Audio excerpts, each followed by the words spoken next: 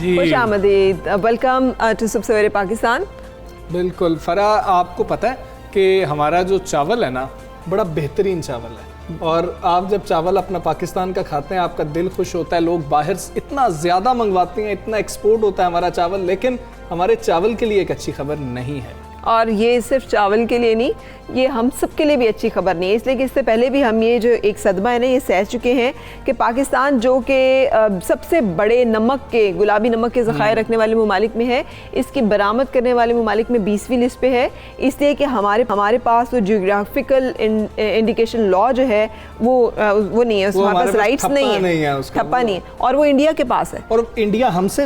لیتا ہے اور آگے اپنے نام سے دیتا ہے۔ تو یہ ایک صورتحال، اور اتنے اسمارٹ ورک کرتے ہیں کہ وہ اب ہمارے چاول کے ساتھ بھی یہ سب کچھ کرنے کی کوشش کر رہے تھے،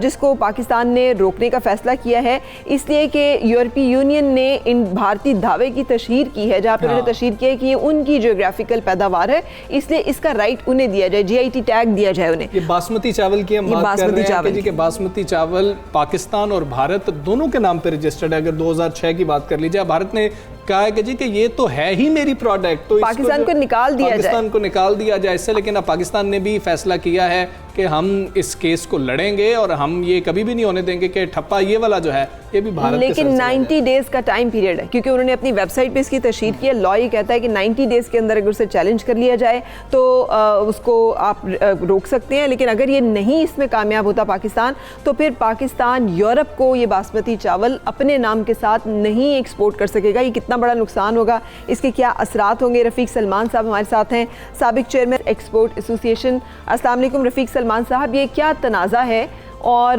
یہ کیوں پیدا ہوا ہے؟ وعلیکم السلام، بسم اللہ الرحمن الرحیم۔ ایکچولی یہ جی آئی لاء کی جو پر بھی ڈسکشن چل رہی ہے، اس کے اندر انڈیا نے نو ڈاؤٹ یورپین یونین کے اندر اپلائی کیا ہے، مگر اس کے ساتھ ساتھ جب ہمارے ایڈوائزر رزاق داؤد صاحب جو ہیں کامرس کے، انہوں نے اس کے اوپر فوراً انیشیٹو لیا ہے، اور میٹنگز بھی ہو چکی ہیں رائس ایکسپورٹ ایسوسی ایشن آف پاکستان کے ساتھ، اور چیزیں بالکل صحیح جا رہی ہیں، اور بہت اچھی طریقے سے انہوں نے اس کا انیشیٹو لیا ہے۔ 3 دن پہلے انہوں نے ٹویٹ بھی کیا تھا کہ کوئی پرابلم نہیں ہے، اور بالکل آسانی کے ساتھ انشاءاللہ تعالیٰ اس کو ٹیک اپ کیا جائے گا۔ اور میں نہیں سمجھتا، بلکہ ہماری پوری رائس ایکسپورٹ ایسوسی ایشن نہیں سمجھتی کہ یہ اس طریقے سے یہ لوگ اتنی آسانی سے اس چیز کو کر لیں گے۔ انڈیا جو ہے وہ آپ کو معلوم ہے الٹی سیدھی حرکتیں کر رہا ہوتا ہے اور منہ کی کھاتا ہے ہر دفعہ، اور انشاءاللہ تعالیٰ اس دفعہ بھی منہ کی کھائے گا۔ پاکستان کا چاول جو ہے ہمارے پاس بہت اچھا چاول ہے، پوری دنیا کے اندر ہمارا باسمتی جو ہے نا مشہور ہے جی۔ تقریباً ہم 116 ممالک سے زائد ممالک کے اندر ایکسپورٹ کرتے ہیں، اور یہ پاکستان کی ایک واحد پروڈکٹ ہے جو تقریباً $2.2 بلین ہم اس کے اندر فارن ایکسچینج جنریٹ کرتے ہیں، جس میں ہم تقریباً 42 لاکھ میٹرک ٹن ہم ایکسپورٹ کرتے ہیں۔ تو یہ بہت اچھا ہمارا پروڈکٹ ہے، اور انشاءاللہ تعالیٰ ہم بڑے پر امید ہے کہ بحکم الہی ہمارا پاکستان کا یہ۔ لیکن جی آئی لاز کی اگر بات کی جائے، ہم پہلے بھی ایک زک جو ہے وہ اٹھا چکے ہیں، جب گلابی نمک کبھی ہم نے کوٹ کیا کہ وہ پاکستان سب سے بڑا ملک پیدا کرنے والا، جہاں پہ لیکن ہمالین نمک کے نام سے انڈیا اس کو پوری دنیا میں مارکیٹ کرتا ہے۔ تو ہم کیوں نہیں ویجیلنٹ ہے اس طرح کے لاز کے بارے میں؟ ہم نے کیوں نہیں پہلے اس کے بارے میں یہ کیا کہ ہم بھی اس کو اپنے نام کروانے کی کوشش کریں، ہم بھی اس کا کلیم حاصل کرنے کی کوشش کریں جی آئی لاز کے مطابق؟ دیکھیں، ایکچولی ایک تو بات یہ ہے کہ ہم جو میٹنگز ہماری منسٹر صاحب کے ساتھ ہوئی ہیں،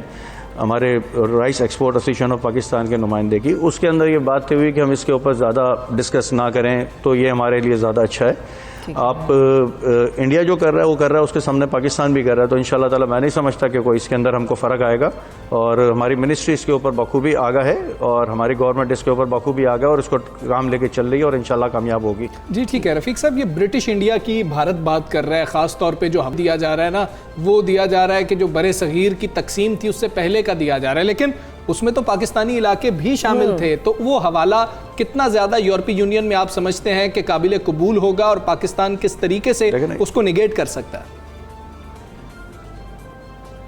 دیکھیں، یہ حوالہ اس کا بالکل بیوقوفی والا حوالہ ہے، کیونکہ جب وہ حوالہ اس ٹائم کا کر رہا ہے جب پاکستان آزاد ہی نہیں ہوا تھا، اور جب پاکستان آزاد ہوا جو اسٹرپ ہے ہمارے پاس جس کے اوپر رائس گرو ہوتی ہے وہ تو موجود ہے ہمارے پاس. وہ جب سے وہ اس چیز کا کلیم کر رہا ہے تب سے ہم بھی اس چیز کا کلیم کر سکتے ہیں کہ بھائی یہ اسٹرپ ہے, اس جگہ کے اوپر چاول گرو ہوتا ہے, یہاں پہ 5 دریاؤں کا پانی لگتا ہے اور یہ باسمتی گرو ہو رہی ہے, تو ٹھیک ہے, اس میں کوئی ایشو نہیں ہے.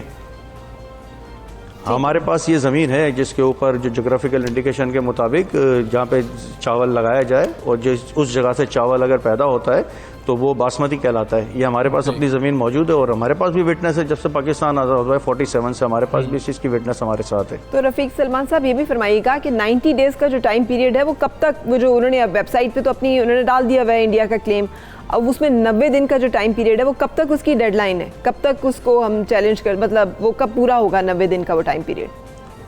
آپ کسی بھی ٹائم اس کو چیلنج کر سکتے ہیں بیفور 90 ڈیز, اور یہ تو یک طرفہ بات ہے. اگر ہماری طرف سے کوئی چیز لے کے جائے گا تو دو طرف سے کاؤنٹر ہو جائے گا تو میں سمجھتا ہوں ختم ہو جائے گا. ٹھیک ہے. اچھا, اس طرح کے جو جی آئی دے گا تو دونوں کو دے گا. جی ٹھیک ہے. اگر جیسے خدا نہ خاصہ جیسے کہتے ہیں ایک اس میں بات کرتے ہوئے, یہ جیسے ہمیں گلابی نمک میں نقصان ہوا ہے, اس طرح کے جی آئی لاز میں اگر کامیابی نہیں ہوتی تو کیا نقصان ہوتا ہے اس کا, ہمارے کیا ایکسپورٹرز کو خاص طور اور پاکستان کو, معیشت کو؟ دیکھیں پھر وہی بات آ جاتی ہے, یہ بڑی ڈسکس ایسی ہے کہ اس کے اوپر ہم جتنی گفتگو اس وقت کم کریں, ہم اس وقت کریں جب ہمارے پاس پاکستان سے انشاءاللہ تعالیٰ ہم کوئی اچھی خبر ہماری منسٹری ہم کو گورنمنٹ سنائے, اس کے بعد پھر ہم یہ ڈسکس ساری کریں. ایکسپورٹ ایسوسی ایشن ہمارے ساتھ موجود تھے, بہت شکریہ آپ کا, اور وہ بڑے پر امید ہیں کہ پاکستان اپنا مقدمہ لڑے گا اور بھارت کا جو موقف ہے وہی, اور جو دلیل ہے وہی بڑی جو ہے کمزور سی ہے فرا, وہ جو جس کا ذکر کر رہے تھے برٹش انڈیا کا, انہوں نے معاملہ اٹھا لیا. لیکن بہت ساری کمزور دلیلیں بھی اگر اس کے سامنے اس سے بھی کمزور دلیل ہو نا تو وہ جیت جاتی ہوتی ہیں. سو بہت ضرورت ہے یہاں پر, اور اس ایشو کو یہاں پہ بات کرنے کی ضرورت یہ ہے کہ پاکستان ایسی مضبوط دلیل دے گا نا کہ ہمارے کہ فواد چودھری صاحب نے پہلے بھی گلابی نمک والے معاملے کو ٹیک اپ کیا ہوا ہے کہ اللہ کرے پاکستان جو ہے وہ کامیاب رہے اس طرح کے معاملات میں. فرا, آپ مجھے یہ بتائیں کہ کبھی جب خط ملا کرتے تھے کسی دور میں, منی آرڈرز آتے تھے, آپ کے لیٹرز آتے تھے, تعلیم و تربیت, میں جب چھوٹا تھا نا تو میں پڑھا کرتا تھا رسالہ, اور اس کے ساتھ بھی کچھ چیزیں خط کے صورت میں آتی تھی. کتنا اچھا لگتا تھا جب ڈاکیہ خط لے کے آتا تھا, اور اس کا انتظار کیسا ہوتا تھا. بالکل, وہ جو کوا بولتا تھا تو بھی لگتا تھا کہ وہ شاید کوئی آ رہا ہے یا مہمان آ رہا ہے یا ڈاکیہ آ رہا ہے. تو ڈاکیہ کی جو سائیکل ہوتی تھی نا, جو اس پہ بیل لگی ہوتی تھی, وہ جب داخل ہوتی تو پتہ لگ جاتا تھا, اور ڈاکیہ کے آنے کے ٹائم کا بھی پتہ ہوتا تھا کہ ڈاکیہ جو ہے وہ اس ٹائم پہ آئے گا, اور ایک بڑی وی آئی پی شخصیت ہوتا تھا ڈاکیہ. وہ بڑا نخرہ تھا ڈاکیہ صاحب. یہاں پر تو نہیں, لیکن گاؤں دیہات میں آپ چلے جائیں نا تو ڈاکیہ آ کے خط پڑھ کے بھی سنایا کرتا تھا. اور وہ اندازہ کریں اس زمانے کا کہ ہم چلیں ابھی کی بھی نہیں, اپنے بچپن کی بھی نہیں, ذرا اس سے بھی تھوڑا پیچھے چلے جاتے ہیں, جب کوئی رابطے نہیں تھے تو وہ ایک خط جو کہ آتا تھا اس باپ کو جس کا بیٹا یا ماں کو جو دور کہیں بیرون ملک یا دور دراز کہیں ہیں, اور وہ خط بیٹھ کے پڑھ کے سناتا تھا, تو وہ کیا کیفیات ہوتی ہو. تو یہ آج ہم باتیں کیوں کر رہے ہیں فرا, ذرا یہ بھی ہمارے ساتھ شیئر کریں. پاکستان پوسٹ ڈے ہے, ویسے ورلڈ پوسٹ ڈے ہے, اور پاکستان میں بھی ہم اس کو اس لیے سیلیبریٹ کر رہے ہیں کہ ہمارے وہ ریڈ کلر کے ویسے پوسٹ باکس کتنے رہ گئے ہیں, اب دیکھیں کہیں تو زیادہ ہوتے جا رہے ہیں. آپ نے میرا خیال ہے دیکھے نہیں, آپ وزٹ نہیں کرتی. میں تو گیا تھا, میں نے کچھ ابھی یوز کر رہا ہوں, اور ہم یہی کہیں گے آپ کو, ایک میسج بھی آپ کو دیں گے. ویسے کتنے خط لکھے حمزہ آپ نے اپنی زندگی میں؟ میں نے تو وصول ہی کیے ہیں. میری جب لکھنے کی باری آئی تب خط والا معاملہ, جیسے کہہ رہے ہیں نا سوشل میڈیا جو ہے وہ اتنا تیز ہو گیا, تو میں نہیں لکھ سکا. آپ بتائیں آپ نے کتنے خط لکھے؟ اب میں تو بہت, کیونکہ مجھے تو لکھنے کا بڑا شوق ہے, اور میرا خیال ہے کہ جو ایکسپریشن آپ لکھ کے کرتے ہیں نا, بھلے آپ ایس ایم ایس بھی اسی کی ایک لیٹسٹ فارم ہے, ای میل بھی اس کی ایک لیٹسٹ فارم ہے, لیکن ہاتھ سے جو تحریر غالب کے خطوط دیکھ لیں, غالب کے خطوط ابھی آج بھی پڑھے جاتے ہیں اور بڑا لطف آتا ہے, یا اور اس طرح کی چیزیں دیکھ لیں, تو اس میں وہ جو ان کے ہاتھ کی لکھی ہوئی تحریر ہے, پھر اس کا جو انداز ہے, وہ اس کا لطف ہی اپنا الگ ہے. بات کر لیتے ہیں, وزیر مواصلات ہمارے ساتھ موجود ہیں مراد سعید صاحب. مراد سعید صاحب السلام علیکم, بہت شکریہ. مراد سعید صاحب, پاکستان پوسٹ کی بحالی اور سروسز کی بہتری کے لیے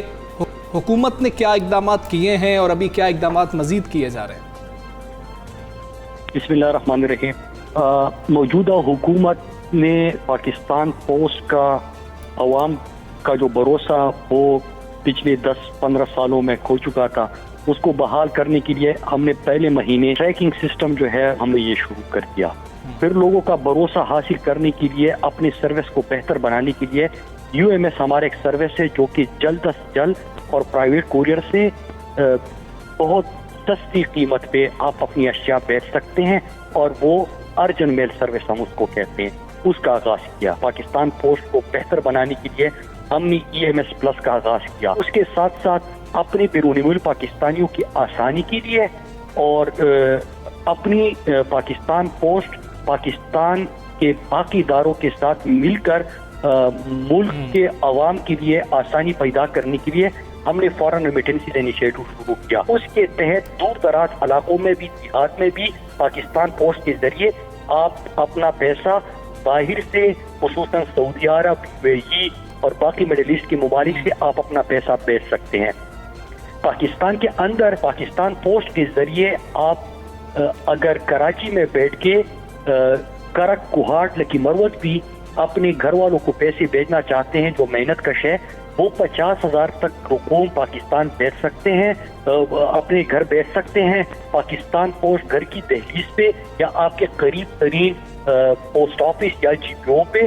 آپ کو وہ امانت دیتے ہیں اور 50,000 کے اوپر سے 500 کی کٹوتی ہوتی ہے. اس کے ساتھ ہم نے ای-کامرس پارٹنر بنے. مطلب یہ کہ اگر کوئی خاتون ملتان میں دستکاری کا کام کرتی ہے لیکن اس کے پاس دکان نہیں ہے, وہ اپنی اشیاء یا پروڈکٹ تیار کرتے ہیں, پاکستان پوسٹ ان کو مارکیٹ میں بیچتا ہے اور COD کیش آن ڈیلیوری کے تحت ہم ان کو ان کے گھر کی دہلیز پہ پیسے پہنچا دیتے ہیں. پاکستان پوسٹ نے ڈیجیٹل فرنچائز پوسٹ آفیسز کا آغاز کر دیا ہے. اب اس کا مطلب کیا ہوا کہ ابھی ہمارے پاس 3,200 اپنے پوسٹ آفیسز موجود ہے پورے پاکستان کے اندر, لیکن اس پروگرام کے تحت 1 لاکھ پاکستان کے اندر ڈیجیٹل فرنچائز پوسٹ آفیسز 3 سال کے اندر بنیں گے. اس پہ سرکار کے خزانہ. اچھا یہ بھی بتائیے گا کہ یہ ڈاک ایک ڈائنگ کلچر پوری دنیا میں مانا جا رہا ہے, اس کی بہتری کے لیے پھر دیکھیں کتنی کوریئر سروسز جو ہیں پاکستان میں بڑی کامیاب ہیں. زیادہ منافع بخش بنانے کے لیے پاکستان پوسٹ کو بھی اور ڈاک کے سسٹم کو بہتر کرنے کے لیے, اس کی کوالٹی سروس کوالٹی کو بھی بہتر بنانے کے لیے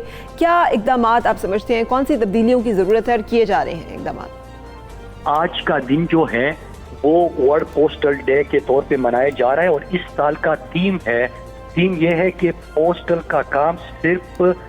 میل ڈیلیوری نہیں ہے, اس سے بڑھ کر ہے. تو جتنے بھی اقدامات میں نے آپ کو بتا دیے, پاکستان پوسٹ اگر آپ 2018 سے پہلے دیکھیں تو پچھلے 10 سالوں میں نہ صرف ادارے کا خسارہ بڑھ رہا تھا بلکہ ریونیو میں اضافہ نہیں ہو رہا تھا. اللہ کا لاکھ شکر ہے کہ UMS EMS+ same day delivery EMO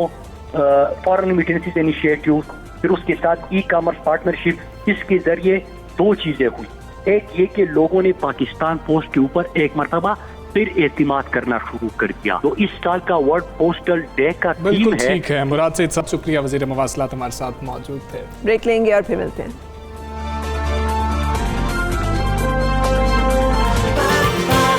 صبح